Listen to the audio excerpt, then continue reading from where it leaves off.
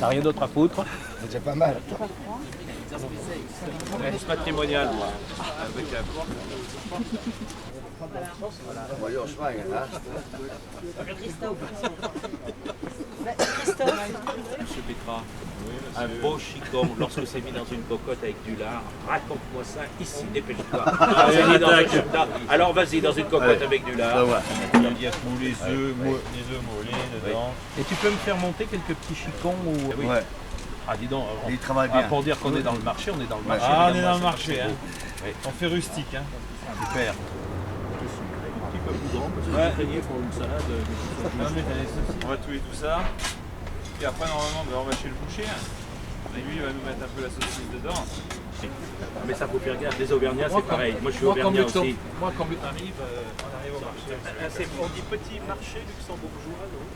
Vraiment montrer qu'à Luxembourg, on vit vraiment, il y a du monde, tout ça, mais ce n'est pas uniquement, si je puis dire, entre guillemets, que du business, comme des fois il y en a qui pensent. C'est vraiment pour montrer, on a visité aussi des lieux, donc montrer un petit peu la vieille ville, devant le palais, tout ça, et voilà, c'est des choses que lui ne connaissait pas, donc j'ai profité pour le faire découvrir tout ça. Je veux pas te faire mentir, mais... Et M. Crier, bravo hein, pour les vins. Bravo, hein. Tu fais des vins magnifiques. Ça vaut le coup d'être un saltimbanque comme moi. Ça vaut le coup de se balader parce qu'on se rend compte qu'on arrive à coudre des histoires les unes avec les autres. Et subitement, le sud de Pétra va bien avec le Luxembourg.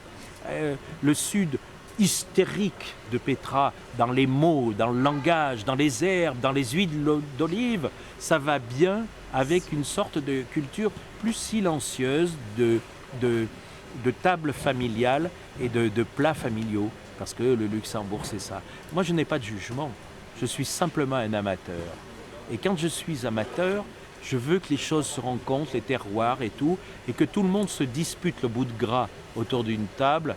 Eh bien on est tout le temps victorieux, vous savez pour quelle raison? Parce qu'à ce moment-là, on peut écrire le bonheur en lettres majuscules. Et c'est pour moi une des choses fondamentales que je défends dans cette émission. Donc qu'est-ce que ça me donne envie? Ça me donne envie de repartir en goguette. Et probablement, bras dessus, bras dessous, avec Claude, le maraîcher, le jeune Claude, qui défend ce stand avec son père, avec sa mère, avec sa famille. Ben, j'ai peut-être envie de repartir avec lui et d'entrer dans un bar, de commencer à goûter quelque chose, de commencer à simplement à avoir cette impression gastronomique locale, ça me fera plaisir, mais je reviendrai pour ça. Vous voyez ce que je veux dire? Je ne suis pas un homme sous influence, je suis quelqu'un, je suis comme un buvard. Lorsque je suis ici, et notamment aujourd'hui au Luxembourg, je suis un buvard. Je prends toutes les impressions, et lorsque j'ai toutes les impressions, j'envisage mon retour. Ça s'appelle Le Retour, Jean-Luc Petit-Renaud.